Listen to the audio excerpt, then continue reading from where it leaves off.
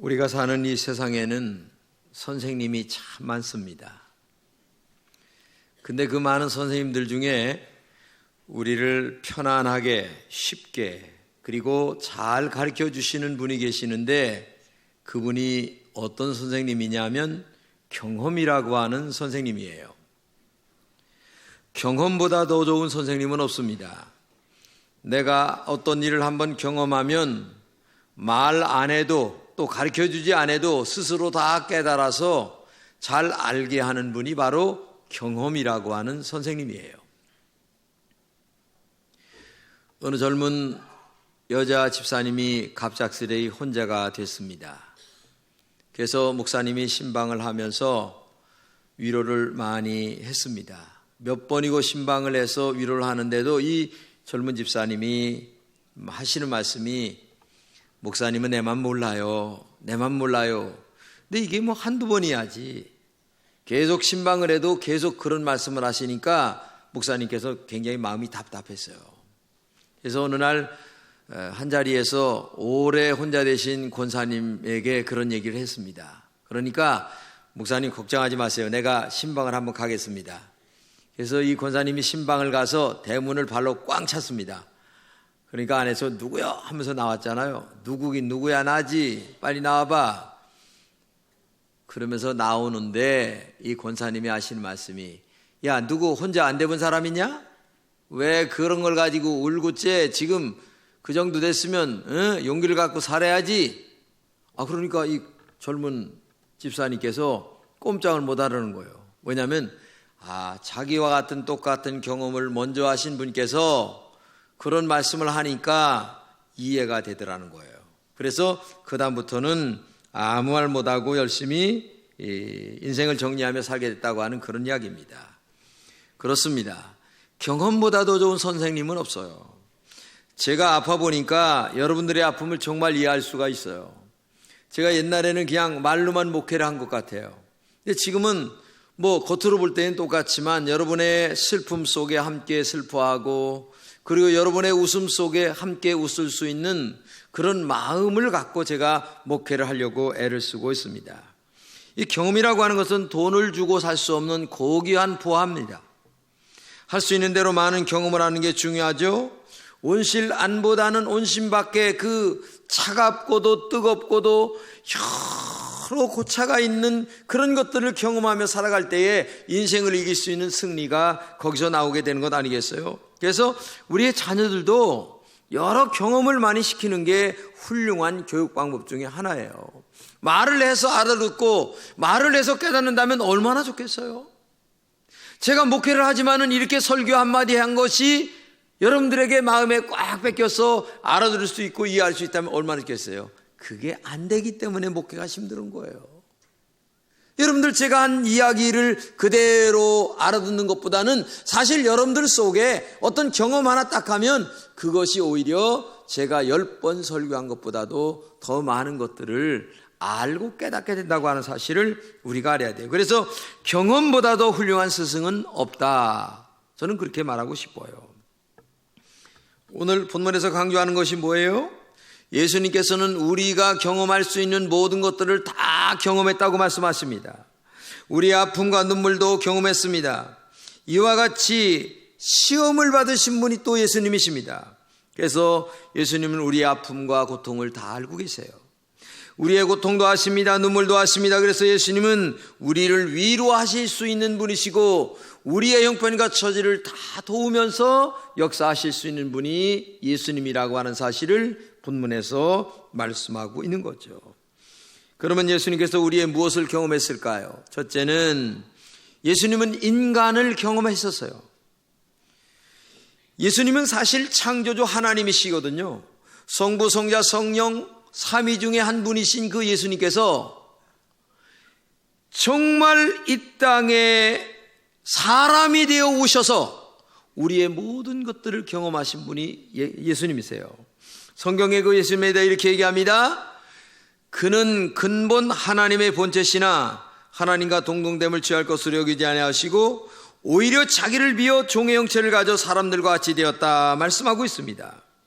여러분, 하나님께서 인간의 몸으로 오셨다고 하는 것 자체가 뭡니까? 바로 인간이 겪어야 될 모든 것들을 다 겪으셨다는 얘기예요. 눈물, 고통, 아픔, 슬픔, 아니면 물질 문제, 아니면 가난, 이 모든 것들을 겪으신 분이 예수님이세요. 예수님이 이 땅에 33년 사셨습니다. 그러면서 사람이 겪어야 하는 수많은 일들을 겪지 않은 것이 없어요. 인간의 배고픔도 겪었습니다. 눈물도 많이 흘렸어요. 목마름도 경험하셨습니다. 인간이 겪어야 하는 희로애락을 다 겪으셨어요. 특히 죄인의 속성들을 다 아십니다. 남의 도적질을 하여 먹고 사는 세리의 아픔도 예수님은 경험하셨고요. 간음을 하다 현장에 잡혔던 이 여인의 아픔과 고통도 아셨던 분이 예수님이세요. 그래서 예수님은 인간의 아픔과 고난과 슬픔 그 어느 것도 경험해 보지 않은 것이 없어요. 그렇기 때문에 오늘도 여러분의 아픔과 눈물과 고통과 괴로움을 너무나 잘 알고 계시는 분이 누구냐? 바로 예수님이란 얘기죠. 특히 예수님은 가난하여 물고기를 잡아 먹고 사는 베드로나 아니면 여러 친구들의 아픔도 아셨습니다. 정말 여러분과 제가 알다시피 우리가 어려서 얼마나 가난했습니까? 4월, 5월, 6월 달이 되면 보릿고기가 있어서 밥을 못 먹을 정도예요. 그러다 보니까 있는 집에 가서 쌀 한 마리를 이제 얻어다 먹고 그 다음에 일을 해주는데 보통 열흘 해서 보름 동안, 그것도 혼자 가서 하는 게 아니라 속까지 가서 일을 해줘야만 그 한 말을 얻어먹었어요. 요즘 아이들은 그래요. 아니 배고프면 나물이라도 삶아 먹지. 그때는 라면도 없는 때예요. 라면이 어디서 삶아 먹어요? 제가요 중국집에서 나오는 그 짜장면을 먹는데 언제 먹어본 줄 아세요? 중학교 들어가서 겨우 한번 먹어봤는데 환상적이더라고. 짜장면이 환상적이었어요. 세상에 그렇게 어렵게 살던 시대에 우리가 있었는데 예수님은 그 많은 고난을 33년 동안 다 경험하셨어요. 그 말은 다른 말로 얘기하면 여러분과 저의 형편과 처지를 모르실 리가 없다는 얘기죠. 그래서 예수님 앞에 나와 눈물로 기도하면 하나님이 그래 나도 겪어서 다 안다. 그래 내가 널 위로하마. 그래 내가 너를 도와주마. 여러분 예수님께서 태어나자마자 예루살렘에 살 수가 없으니까 어디까지 갔어요? 저 애굽까지 갔어요. 지금까지 비행기 타고 자가용 타고 하는 시대가 아니에요. 나귀 타고서 몇 달을 갔는데 지금도 거기 가보면은 예수님이 어려서 살았던 그 곳에 기념교회 예배당이 있어요. 그러니까 예수님은요 인간이 당할 수 있는 그 어떤 것 하나라도 경험을 해보지 않은 것이 없어요. 가나안 땅에 다시 돌아오셔서는 목수일을 하셨는데 33년 동안 목수일 했어요. 얼마나 대패질을 많이 하고 도끼질을 많이 하고 여러 일을 많이 했던지 이 손에 구둥살이 베길 정도예요. 그렇기 때문에 여기 계신 여러분들이 예수님은 몰라요? 내 형편 몰라요? 눈물을 흘릴 필요가 없어요. 그 예수님 앞에 나와 믿음으로 기도하세요. 정말 기도하시면 성령님이 여러분들을 도와주실 줄로 믿습니다. 그렇기 때문에 오늘도 정말 겪어서 모든 것을 하시는 그 예수님 앞에 나와 믿음 안에 눈물을 흘리며 기도한다면 그 주님께서 그래 내가 이미 너희들의 아픔과 고통을 다 경험했다. 내가 잘한다 하시면서 우리를 위로하시고 용기를 주시고 그 다음에 승리의 길로 인도하실 줄로 믿습니다. 강철왕 카네기에게 성공의 비결이 뭐냐 이렇게 사람들이 물으니까 그가 대답한 말이 뭐냐면 제가요 성공한 비결은 가난한 집에 태어났기 때문입니다. 나는 어려서부터 우리 아버지 어머니의 한숨 소리를 너무나 많이 들었습니다. 이 가난의 문제를 어떻게 해결해 나갈까? 그래서 남보다 부지런히 살 수 있었고 그리고 하나님 앞에 나가 열심히 기도했더니 저의 축복을 하나님이 하셔서 이렇게 복을 받게 되었습니다 라고 하는 말을 카네기의 일기를 보게 되면 나오게 되죠. 여러분 가난이 성공의 비결이었어요. 주님은 가난을 정죄하지 않습니다. 오히려 가난한 사람들과 함께 하십니다. 가난을 다 경험하시고 아픔을 경험하시고 눈물을 경험하시고 우리의 고통을 다 경험하신 예수님이 우리에게 한마디 하십니다. 그래, 내가 겪어서 다 알지. 용기를 가져야지, 희망을 가져야지. 왜 낙심하느냐, 탄식하느냐, 왜 누구에게 뭘 전가하느냐. 내가 도와준다. 걱정하지 말아라. 믿음으로 살기만 하면 내가 너의 앞길을 축복할 것이다. 주님이 우리를 위로하시는 줄로 믿습니다. 두 번째는 예수님은 힘든 기도를 경험하셨어요. 예수님께서 겟세마네 동산에서 기도하시는 모습을 우리는 잘 아는데 이렇게 얘기합니다. 저희를 떠나 돈을 던질 만큼 가서 무릎 꿇고 기도하여, 또 무릎을 꿇고 기도한 게만 아니라 뭐라고 그랬어요? 얼굴을 땅에 대고 엎드려 기도했다. 여러분, 얼굴을 땅에 대고 기도했다고 하는 말은 너무나 간절하게 기도했다고 하는 그런 말씀이세요. 십자가의 죽음이 너무나 고통스럽잖아요. 앞에 지금 십자가의 죽음이라는 것이 기다리고 있는데 주님은 이 격렬한 영적 싸움에서 하나님 앞에 간절하게 기도함으로 모든 것을 승리하셨어요. 성경이 이렇게 얘기합니다. 아버지여, 만일 아버지의 뜻이거든 이 잔을 내게서 옮기시옵소서. 그러나 내 뜻대로 마옵시고 아버지의 뜻대로 되길 원합니다. 우리 주님은 이 기도에 절절히 배어있는 고통의 신음소리를 여러분들이 들어야 됩니다. 십자가의 죽음을 앞에 놓고 기도하시는 예수님이 얼마나 마음의 상처를 받고 그 다음에 고통이 심했나를 알 수가 있잖아요. 만약에 여러분과 제가 이 주님의 이 기도의 고통을 안다면 우리가 하는 이 기도는 아무것도 아니에요. 그렇다면 오늘도 여러분과 제가 이 주님의 기도의 고통 속에 동참하기 위하여 정말로 우리가 금식 기도하고 믿음으로 새벽에 저녁에 나와 기도한다면 하나님께서 우리의 기도를 왜 안 들어주시겠어요?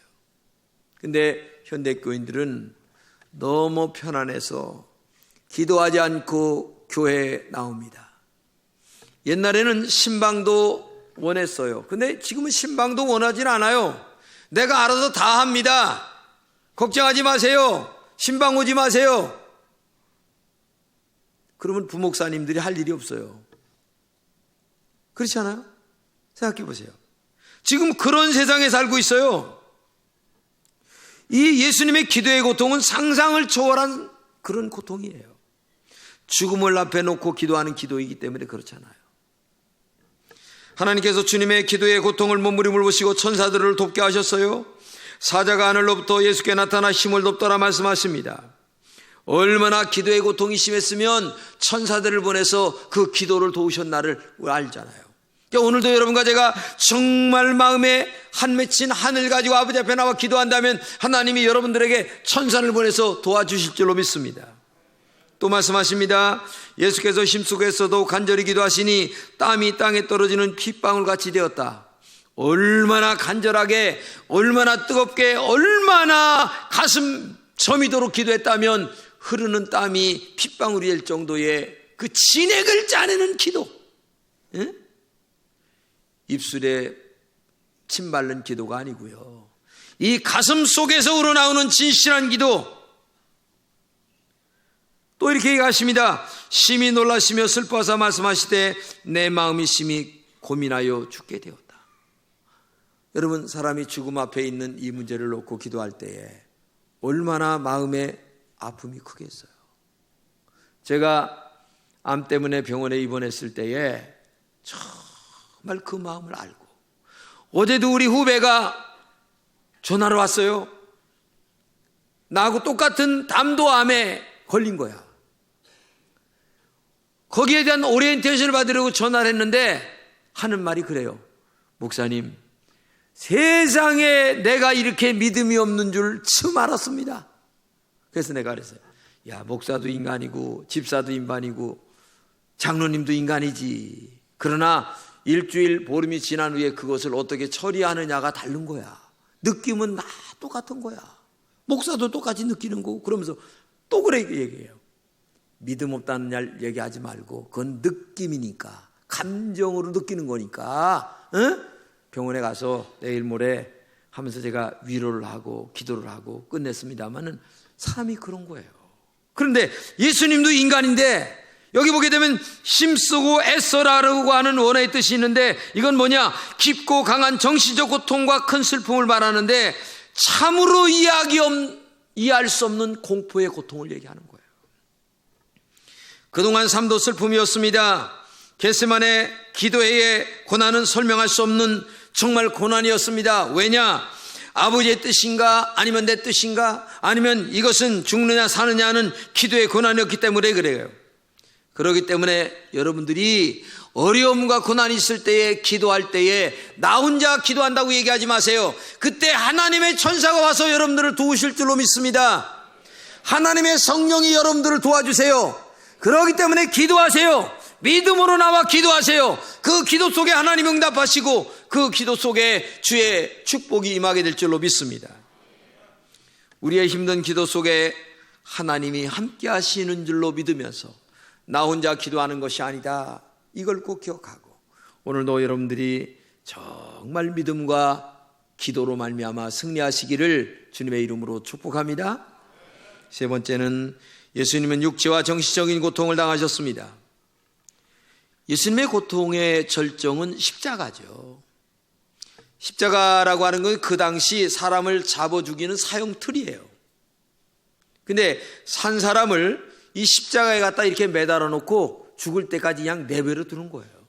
어떤 사람은 3일 만에 죽기도 하고 어떤 사람은 5일, 일주일, 많이 간 사람은 보름까지 간다고 그러더라고요. 그러니 사람이 생각해 보세요. 죽을 때까지 피가 빠지고 물이 빠져서 그 죽음을 기다리는 이 고통이 얼마나 컸어요. 우리 예수님은 3일 만에 돌아가셨죠. 근데 이 육체적인 고통이 얼마나 심했나를 우리가 알아야 돼요. 제가 어젯밤에 물을 먹고 들어가는데 불을 껐어요. 그러다가 이 문에다가 머리를 받았어요. 그러니까 여기가 엄청 아파요. 아니 불이 꺼져 났어요. 아유 엄청 아프네. 참 더럽게 아프네. 근데 내가 오늘 아침에 이걸 다시 한번 읽어보는데 이건 세 발의 피네. 예수님에 비해서는. 그렇죠. 이거야 뭐 지금은 다 났어요. 근데 예수님은 지금 십자가에 생각해보세요. 3일 동안 매달리게. 얘기가 안 돼. 근데 저는 이 육체의 고통보다는 정신적인 고통이 훨씬 더 크다고 하는 것을 느꼈어요. 같이 한번 읽어보겠습니다. 시작. 이에 예수의 얼굴에 침 뱉으며 주먹으로 치고 어떤 사람은 손바닥으로 때리며 그의 옷을 벗기고 홍포를 입히며 가시관을 엮어 그 머리에 씌우고 갈대를 그 오른손에 들리고 그 앞에 무릎을 꿇고 희롱하여 이르되 유대인의 왕이여 평안할지어다 하며 그에게 침 뱉고 갈대를 빼앗아 그의 머리를 쳤다. 희롱을 다한 후 홍포를 벗기고 도로 그의 옷을 입혀 십자가에 못 박으려고 끌고 나갔다. 저는 예수 믿고 나서 이 본문을 처음 읽을 때 눈물을 얼마나 많이 흘렸는지 몰라요. 왜냐하면 사람이요, 육체적인 고통은 고통이라 하는데 이 정신적인 고통, 이 감정적인 고통은 말할 수가 없어요. 여러분 생각해 보세요. 얼굴에다 내가 만약에 여러분들 앞에 침 뱉는다고 생각해 보세요. 그리고 이 손으로 뺨대치를 깔고 앉아서 이렇게 한다고 한번 해보세요. 그리고 또 머리에다가 어떤 그 나무를 들고서 이렇게 툭툭 치면서 에이구 이거 뭐 이런 놈이 다 있어 이거. 사람이요, 이 자존심이 상하는 거는요 진짜 못 사는 거예요. 육체적인 고통은 고통대로 심하지만 자존심 상하는 것은 못하는 거예요. 그래서 여러분들 자녀들 키울 적에요 손으로 애들 얼굴 때리면 안 돼요. 그건 인격적으로 잘못된 거예요. 휘초리를 들어서 종아리를 때린다는 건 내 이해를 해요. 근데 손바닥으로 그냥 머리를 때리고 말이야, 얼굴을 때리고만, 이게 되겠어요? 근데 이 만왕의 왕이신 하나님의 아들인 예수님이 지금 침을 뱉습니다. 손바닥으로 때립니다. 더군다나 옷을 벗깁니다. 많은 사람들 앞에서. 어디까지 벗겼는지는 알 수 없지만 또 왕이라고 하는 칭호를 일부러 붙이게 하여 홍포를 또 입힙니다. 이거는요 나는 정말 가슴 아파요. 정말 한마디로 얘기한다면 이거는요 진짜 혀를 깨물고 자살을 할 정도예요. 진짜 이런 고통을 예수님이 당했어요. 우리가 당하는 고통에는 여러 가지가 있습니다. 육체적 고통도 있고 정신적 고통도 있고 물질적 고통도 있고 이 모든 고통을 당하신 예수님이세요. 그래서 예수님은 우리가 당하는 아픔을 그 어느 것 하나 육체, 정신, 물질, 가난 어느 것 하나 당하지 않은 것이 없어요. 그렇기 때문에 예수님은 한마디로 내가 겪어서 다 안다. 그 말은 다른 말로 하면 너의 형편과 처지를 내가 다 알고 있다. 기도해라. 믿음으로 살아라.